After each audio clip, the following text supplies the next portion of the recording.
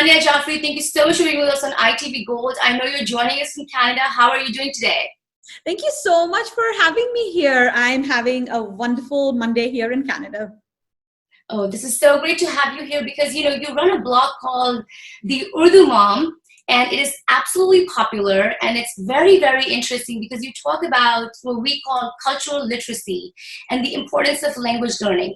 But before we go to any of that, one of the biggest things that Muslims across the world are celebrating this month is the month of Ramadan. And I know that's something that you and your family are also celebrating. Kicking off this interview, let's talk a little bit about Ramadan and what it means for you and your family. And also with COVID-19 and what's happening, how have things changed for this year for Ramadan?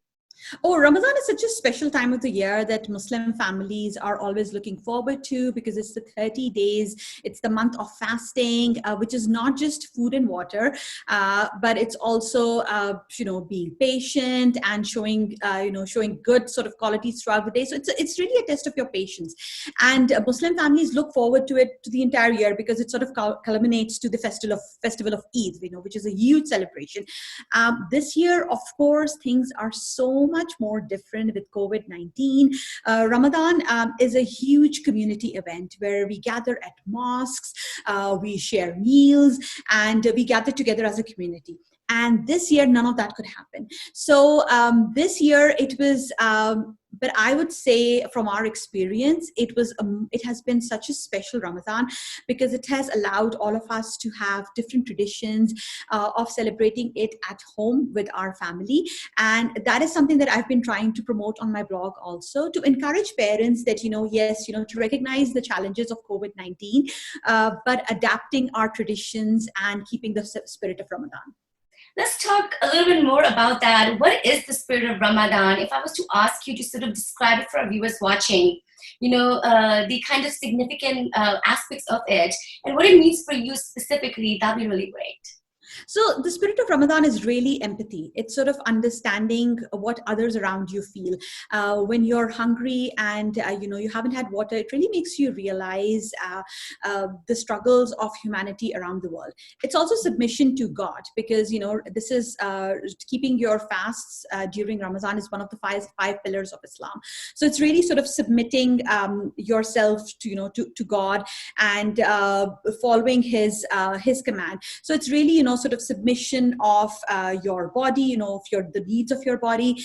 So it really gives you a lot of discipline. It is not easy. We have 17.5-hour fasts here in Canada.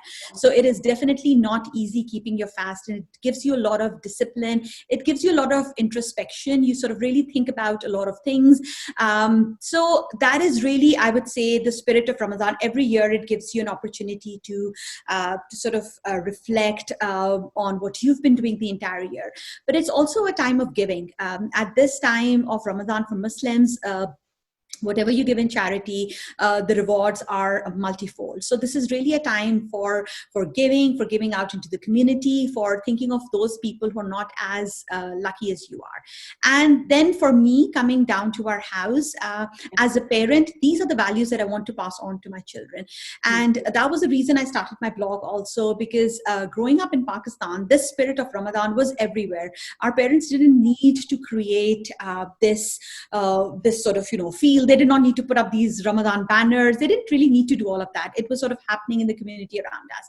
But now living here in North America, in order to give that spirit to my children, that is really a challenge for a parent, and, to pass on these values to my children in little ways, right? In little ways that they can understand as children. Definitely. Let's talk about these little ways. Your blog recently, I've noticed that has a lot of information, a lot of education and awareness about Ramadan, and also more about just the culture of South Asia itself. But let's talk about what are the things that parents can do right now for Ramadan that you are sort of promoting through your blog, and also perhaps some tips for parents to be more engaged with their children while they're, stuck at home during COVID. Yes, I feel really it's important to engage children in ways, in little activities. So what we did was we set up a Ramadan Corner, so which is sort of this little space where we have a countdown. So, we sort of say there are 30 days of Ramadan. So, so every day we do a countdown down to Eid. That is, of course, Eid is when the kids get presents. So that's something that they're really, really excited to. So that's one of the first things, you can do to attract children. Of course, gifts, Eid, that is something that they love. Countdown calendars is something that they can see visually. Then we sort of take that forward with putting all our books that we have on Ramadan, on the spirit of Eid, sort of putting that in the corner so the children know that there's this space where they can go, they can pull out a book, sit down and read it. We also have various activities that they can do. So we put up this tree, which is their Ramadan tree, where whenever they do a good deed, they sort of put that up, because this is a month to do good deeds.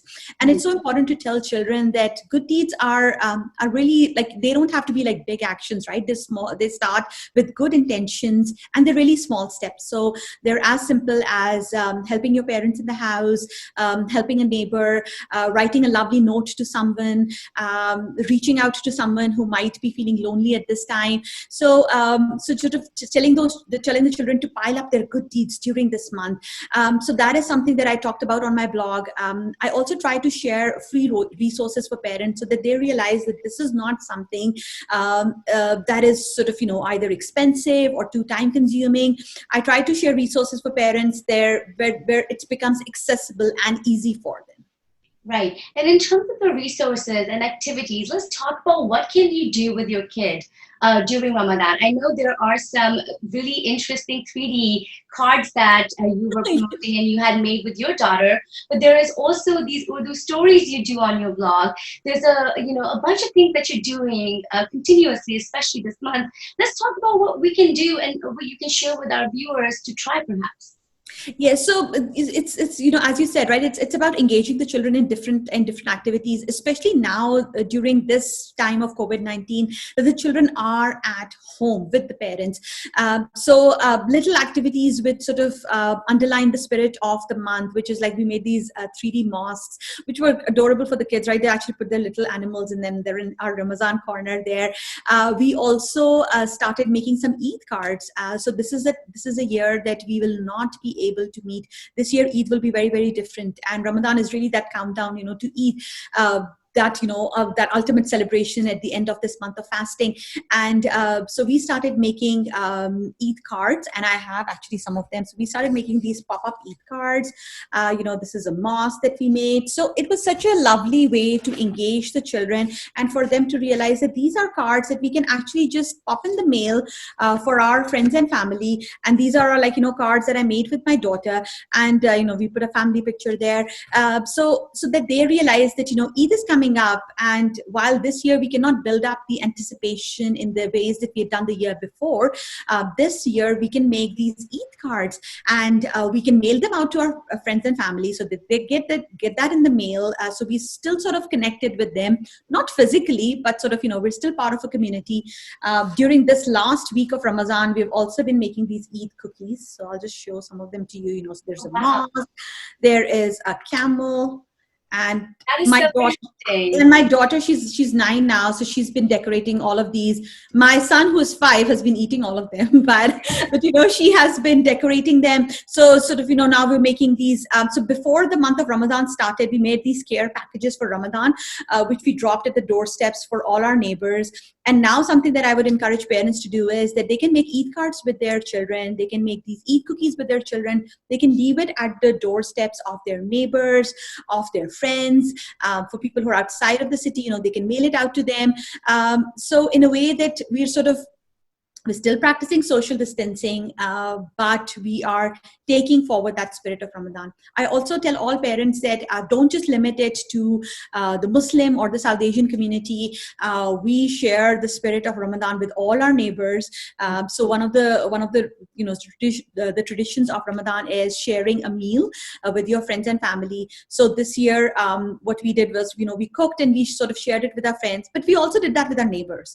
So whatever we cooked, we put a Ramadan, we told them we're celebrating Ramadan and, we wanted to share a meal with you. Would you be comfortable? And whoever accepted, we left it at their door. So those are ways in which you can really get your children excited and involved. Tamania, where does this passion for, culture and educating people on that comes from? An article on you wrote, Tamania, she's contributing towards making learning of Urdu language fun for kids. Another one said that it's all about celebrating multiculturalism and passing on heritage from one to the other. Where is this, driven from? And talk to us a little bit about how you've built this blog and this community on social media over the years. So this started, so the blog started 5 years ago, but this passion really started when I became a parent myself. Bringing my daughter up here in Canada, I realized that she was learning English on her own. It was, it was something that was in the environment. She was picking it up.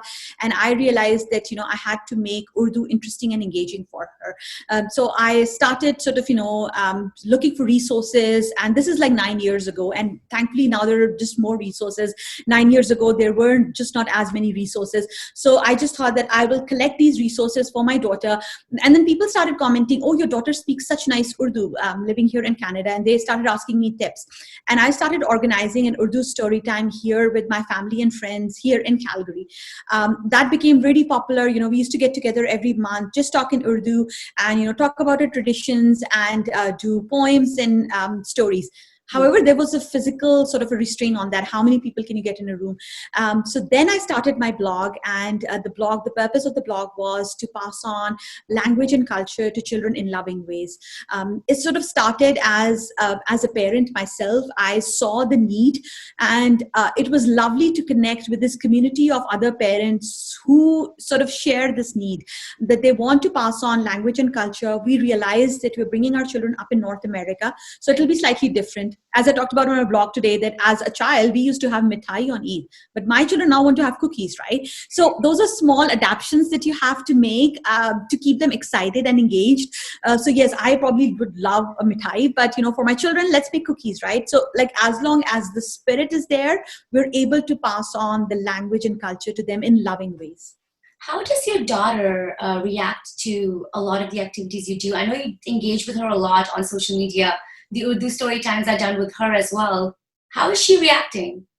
Oh, she is, she loves the attention and she loves because the Urdu story time, we started that 4 years ago on Facebook, and literally she sort of manages it all along. She's 9 now. When we started it, she was actually 4. So it's always been 4.5 years. And she now even does the programming herself. She says, this is what we're going to do, because she knows what children will enjoy. So some days, after we're finished with our Urdu story time, which we do on Fridays, every Saturday morning, she will tell me, oh, this part was a little boring, this is what we should add. So she just loves, she realizes that, she gets that attention, but she also feels that it's a responsibility. So she's sort of always looking for ways, oh, this is what we should do, and the children will enjoy this. And I always tell her that, sort of, a lot of times, children look up to her in a way that, oh, she speaks Urdu, so, we can also speak Urdu. So, and I, as a parent, I try that I never force anything on her. And that's why I try to involve her, that I sort of take on her ideas. A lot of times, she'll give me an idea that let's play this game in the Urdu story time. I'm just wondering, I don't know how that will go, but honestly, all her ideas are a hit with the children, because obviously she understands her generation more. So it's been a very positive experience. Tamania, you said language is a gateway to culture in one of your interviews, and I wanted to discuss the importance that you think that one phrase is, especially during this time period when we're talking about educating our children in our own homes, and there's such a pressure on parents for just the normal education. How do you then, sort of go about teaching your children other things while they're also being taught other stuff from their schools in your houses right now? Language is the gateway to culture, and that is a reality that a lot of parents realize sometimes when it gets too late. Their child has sort of grown up. A lot of times second generation immigrants realize it themselves, where they feel that they're not as connected to their culture because they've missed out on the language. And so as a parent, it is very challenging to pass on, as you said, right? There are just so many other activities and things that, as a parent, you have to sort of take care of for your child. However, having said that, there is a silver lining to everything. And the silver lining to this COVID-19 situation is that because children are at home, they do not have as many after school activities. Children used to have tennis and swimming and taekwondo and whatnot after school. Now parents have this opportunity that the kids are at home. Having parents who speak the language is the biggest tool that parents have on hand. And that's what I always tell them, that before buying any tool, signing up your children for any classes, you yourself, when you speak the language, you are the biggest inspiration for your children. A lot of children are already like, a lot of people say that, oh, my child doesn't, I speak to them in Urdu or Hindi and they reply in English. What do I do? I tell them, congratulations, your child is already passively bilingual. So they're already on step one. They understand the language, but they're processing it in their mind and they're repeating them in English. So for parents, I would say that this is an amazing opportunity to pass on your language to your children, but make it fun. Don't make it something, a lot of us, I think South Asian parents tend to scold our children in our native language, right? We're like, as soon as we get angry, we sort of, switch to, don't let the mother tongue be the language that the children hear only when the parent is angry. Make it engaging for them, share stories with them, songs, and, you will be able to pass on the language to them.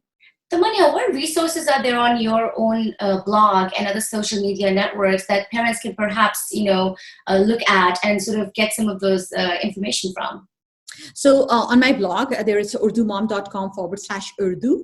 There is this whole section that I have for parents, for children, resources for parents. There is someone who's sort of, just looking for step one. What do I do? The resources for them. There are people who children probably speak the language, but they don't write it. The resources for them. So I try. We have a YouTube channel also. So my daughter and I, the Urdu Storytime that we do, we sort of put that on YouTube also. We also do little poems and stories, but I love the collaborative nature of childhood literacy, because you can combine resources. So there are lots of people who have started concentrating on this aspect, which is great. So I share all resources. If there's a YouTube channel that I like, I share that with parents. I share books that they can buy, do with their children, Urdu classes, if that is something, if that's the route they want to go to. So I try and share as many resources as I can with parents. How far do you see yourself taking this? I never saw myself doing this for 5 years, and 5 years just sort of went by. And as much as I do, I just find more and more work to do, which is because this blog is growing along with my children. And as my daughter is sort of getting into that tween stage, I realized that, we have to go on beyond the poems, and we have to sort of really need to have good books and content for children in this age group. So now we see Disney coming up with an Indian princess character. Yeah. And we see sort of, bilingual content taking place. I feel that this is extremely exciting times. I really feel that there is just so much more work to be done. So in the future, I would love to write books also, but let's see how that goes. But there's just a lot of work happening already. Are you trying to perhaps promote identity and representation and sort of, have people be more aware about various South Asian cultures, and especially sort of explore more of the Muslim identity and rightly display it? Oh, for sure. I think that is a responsibility on anyone who has a presence, which a lot of people look at, is to sort of show that, this is our identity. I sort of, present myself as an extremely proud Pakistani Canadian. And I always say that my children are Canadian Pakistanis. So, and that is the difference, right? Like, we have a hyphenated identity, and this is an identity that we are really proud of, and that we own. And my children, and I want my children to be proud of it equally, right, of being Canadians and of being Pakistani. And I feel that once you put yourself out as a family, it inspires other people too. Every other day I get a message from someone that they got inspired, they started talking to their children in Urdu, they sort of started displaying that more in their house, they did something that we had shared, and it worked for their family, and that just makes me really, really happy. And, I know we're coming towards a close of the interview, but I have a couple more questions left. Oh, for sure, yes. The first one would be, you were doing some incredible works with the Culture Tree, which is yes. an amazing nonprofit here, and we've also showcased them on ITV Gold. Talk to us about how that engagement has been with Culture Tree, and what your own opinions are on the foundation, and what can we look forward to, because this coming Sunday, there's an event happening, and you are a part of that with Culture Tree. Oh, yes. So Anu Sehgal from The Culture Tree, she is doing an amazing job of sort of bringing together this cultural literacy and identity, and sort of, giving that identity to our children. And I'm so happy that, she sort of put together this amazing program for Eid around the world through, under the initiative of The Culture Tree. And, we're sharing lots of activities. So she sort of brought together a lot of artists. So she will have people displaying calligraphy. We will be sharing Eid traditions. We will be showing you how to make some Eid pop-up cards, how Eid at home looks like. And she will be taking over the Asia Foundation channels, and she will be showcasing that there. So the Culture Tree is doing amazing work. And I love the collaborative nature of all the work that we're doing in presenting a positive face of, Eid around the world. Yeah, and that's like so important. What are you going to be doing with them? So on Sunday, which actually might be the day of Eid, Eid sort of goes by the lunar calendar, so you never know. It's always a surprise. Is Eid going to be on Saturday, Sunday, or Monday? It's always a surprise. So Eid probably is going to be on Sunday, fingers crossed. And so we will be sharing. So me, Anu, we'll be on the Asia Society, channels, and we'll be talking about what Eid at home looks like this year, right? Because we're going to sort of encourage people. What are some of the activities that they can do by just staying at home and just making it special for their families. So we've already sort of talked about how to make some Eid pop-up cards, send them in the mail, to your friends and family. But on Sunday, we will be talking about how, this Eid at home is special and is something really for us to tell our later generations. Tamania, if I was to ask you, what are your hopes for your children, especially when you look at literacy and you look at this cultural education that you're focused on, what would you say? My hopes for my children is that, as any parent, as with all my good intentions, I'll pass on these values and these traditions and these lessons to them, and then it's really up to them to take it to whatever level that they want to, which might be from 0 to 100. As a parent, my best bet is to pass on these values to them. My only hope for them would be to be proud of their identity and to be proud of where they come from. And this is the world that you're growing up in. If my name is Tamania, I'm not going to shorten it just to make it easy for anyone. My children have names Zainab and Hussein, which are names which sort of, are part of their identity. As parents, we have tried to give them some of these gifts, but also as parents, we give them the freedom to live their lives as it fulfills them. But my only hope for them would be to be proud of their identity. What kind of topics and, perhaps ideas are you focused on for your blog for the next couple of weeks? So this, as with everything around the world, the content calendar that I had for my blog has this 180-degree change. Thankfully, being sort of a blog is more adaptable. You're able to sort of change your content calendar. So travel is out. This summer was a lot about travel, but that is all out. A lot of it has been activities that you can do at home, and I sort of try to always highlight that culture and that language aspect of my blog. So we've been really helping parents use this time at home with their children to pass on language and culture to the children in simple ways, right? Like you're cooking at home, you're doing gardening, little simple things that you're doing as a family already, but how to sort of give your children those friendly reminders about their language and their culture. Tamania, this was such a positive interview, and I truly appreciate you for giving us your time and, also raising awareness on Ramadan and just sharing such beautiful thoughts with us. I would love for our audience, if possible, to show this little Ramadan corner that you've made in your house. I think it'd be really great for parents to see what perhaps they can actually do. Oh, wonderful. Do you want me to lift my laptop and show it to you? Let's see it. Yes, so we have set up this Ramadan corner in our house. I'll just show that to you. So this is in our right by our stairway. So these are the banners. We have some lights here which we sort of light up at Sehri and also switch on the light. So which we have on at Sehri and like Iftar time to make it more special. Then we have some lanterns here. These are the 3D mosques that the children had made. And yeah, they have their little characters in there. And then we have the Ramadan countdown calendar. Let me just show that to you. So yeah, we have the Ramadan countdown calendar here. The children are super excited that, the Eid days are coming. Then we have their books. We have some activities here. So this Ramadan corner has been really special in sort of making the children realize that there is this corner in the house where they can sit down, they can take out a book, they can light a lamp, or, just take out an activity, put all their activities here. And it just makes the month special for them. It's bittersweet every year when we put that away, but they're really excited every year, when Ramadan comes up and we open the boxes and decorate it again.